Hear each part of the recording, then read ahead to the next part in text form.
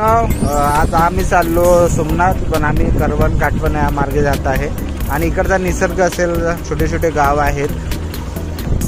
तर आम्ही जाता होता सोमनाथ तिकडून जंगलातून आणि एकदम मस्त वाघाची सायडिंग चालू आहे, पण वाघ काही दिसला नाही. पण हा निसर्ग जो आहे, शेती आता समजून धान कापून चूर्ण करणं झालेलं आहे आणि आता आम्ही चाललो ते दोघं, थोडा उशिरा चाललो.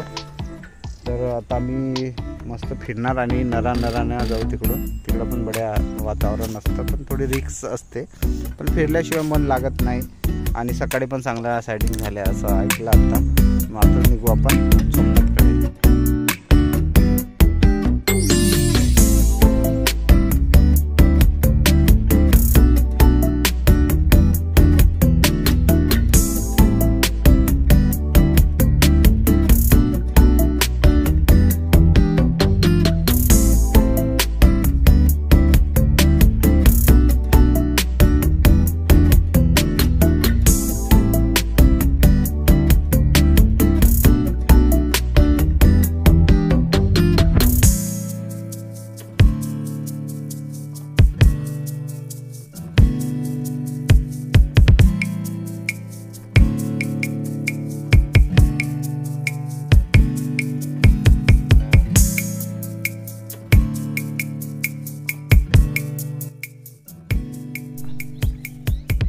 रस्त्यात थांबलाय, बुबल्यावर मशानीवर चढला आहे.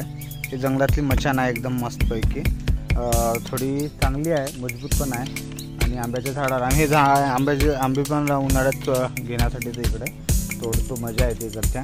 सध्या आम्ही जंगल भ्रमंती करत सोमनाथकडे जात आहे आणि एकदा आपल्या नराने आम्ही जात आहे आणि एकदम चांगलं सकाळचं वातावरण इकडे आहे, नर आहे, एकदम मस्त मोकळा वातावरण, पण हे सगळं सेंट्रल झोन आहे इकडेचा. तर थोडं सांभाळून यावं लागतं, मनात थोडीशी भीती असते, पण एक जिद्दीच्या जोरावर, हिमतीच्या जोरावर यावं लागतं इकडं. आपला नलेश्वरचा पाट आहे, सगळ्या शेतकऱ्यांना पाणी जात असतो इकडून. आणि इकडं पूर्ण सोमनाथचं जंगल आहे, जो मागचा डोंगर थोडा दिसत आहे ना,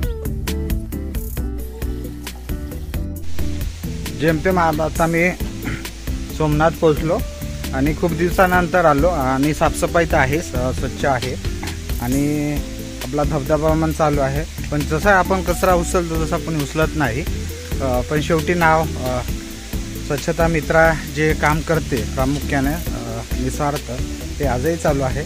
पण साईडला आता जो धबधब्यात पडलेला कचरा आहे ते उचलण्याचं काम आपण गेल्या 7 वर्षापासून करत आहे.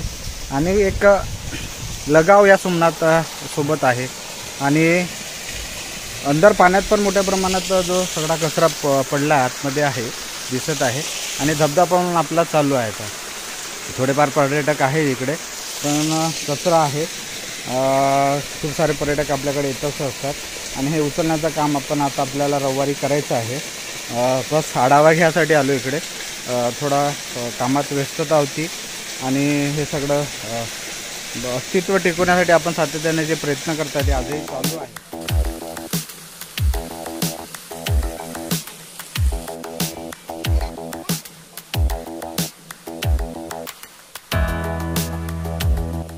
जे आपण सोमनाथला स्वच्छता मित्र टीम आली नाही, तर हा जो परिसरातला जो कचरा आहे, आता मागे पाहू शकता, तो तसाच पडून आहे, कोणी उचलत नाही. पर्यटकांना फक्त येऊन पाहून एन्जॉय करून मस्ती करून आपण जातो. आणि मोठ्या प्रमाणात पण लोकांनी हगीज असे फेकून ठेवलेले आहेत. बघा, आता पण असे हगीज खूप साऱ्या जागी टाकून ठेवले आहेत. म्हणजे मंदिर पाहिजे, पर्यावरण पाहिजे, फिरण्यासाठी जागा पाहिजे, सोमनाथच्या डस्टबिन जे आहे त्याच्यात कचरा टाकावा असं आपण हरवेळी सांगतो, पण तसं कुठं आपल्याला इथं दिसत नाही. आणि कुठंतरी अस्तित्व खराब होताना आपल्याला इकडे दिसत आहे. गोटे पडल्या, प्लॅस्टिक बाटला, कोणी पर्यटकांनी असे दगड टाकून ठेवले आहेत आणि पाणी जायची सगळी वाट बंद झालेली आहे.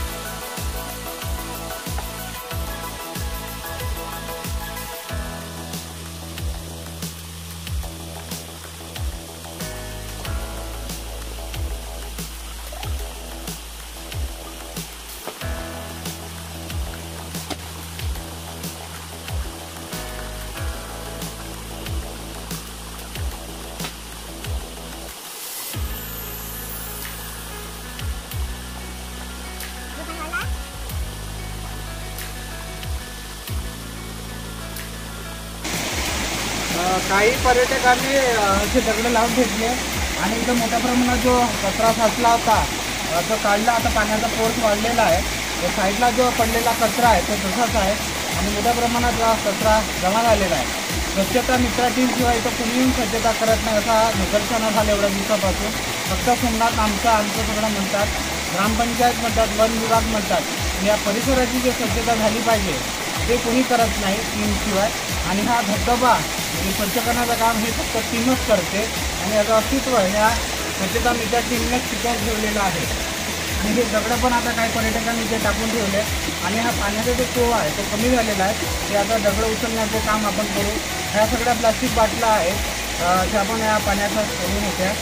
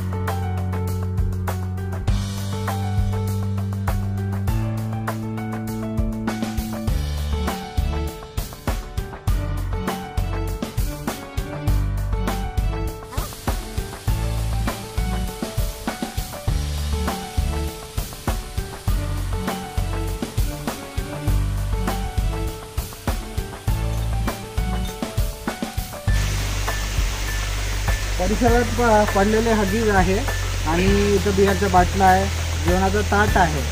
आताही म्हणजे आम्ही आता 1 महिन्यानंतर आल्यानंतरही त्या धबधब्याची तीच परिस्थिती आजही आहे. कोणी हगीज उचलत नाही, कोणी बाटल उचलत नाही, कोणी जेवणाची प्लेट उचलत नाही. फक्त हा जो परिसर स्वच्छ करण्याचं काम आपणच करतो, बाकी कोणी करत नाही.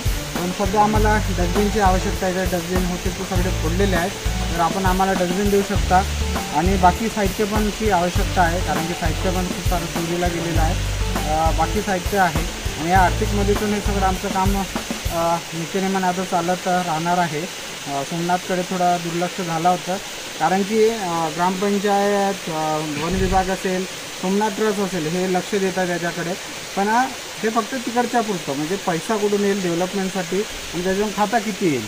पण स्वच्छता केली पाहिजे या परिसराची असा कोणी विचार करत नाही. पण असो, आपण हा कचरा जो हगीज बिगीज ह्या सगळे डस्टबिनमध्ये टाका, जेणेकरून हा निसर्ग आपल्यासाठी सदैव चालू राहील आणि अस्तित्व याचं टिकून राहील.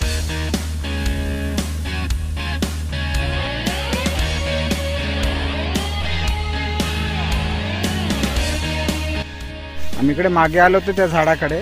तिथं बड्या प्लेस आहे पार्टीसाठी, छोटीशी जागा आहे मस्तपैकी, निवांत येऊन बसू शकतो. पण थोडा रिस्की आहे. तर रस्त्याच्या साईडला आहे आणि एक हा पिंपळाचा वडाचा झाड आहे मोठा, त्याच्या खाली पण आपण मस्त बसू शकतो निवांत येऊन, म्हणजे नाश्ता बिस्ता आपण करू शकतो. त्यासाठी आम्ही इकडे जागा बघत होतो थोडी येता. हा झाड पण छान वाटला आणि इथे येऊन पार्टी करू शकतो आपण निवांत. शेत आहे, शेतात आपण बसू शकतो. पण आपण येऊन इकडे पार्टी करायला एक दिवस. हा झाड आहे मस्तपैकी आणि असा मोठा बुंदा आहे आणि वडाचा झाड आहे हा, आणि पारंब्या बिरंब्या मस्त निघला आहे आणि प्लेस पण खाली चांगला आहे निवांत इकडे येऊन बसण्यासाठी. पिंपळाचा वडाचा झाड आहे आणि खूप मोठा आहे, बुंदा पण चांगला आहे याचा. तिथे येऊन आपण मस्त निवांत बसू शकतो, जागा साफ करून निवांत आराम करण्यासाठी एक चांगला प्लेस आहे इथे. इथे छोटासा नाला आहे, नाल्यातून क्रॉस करून यावं लागतं आणि पाणी पण आहे इथं. बबलू आता हात धुता इकडे आणि छान पाणी आहे एकदम.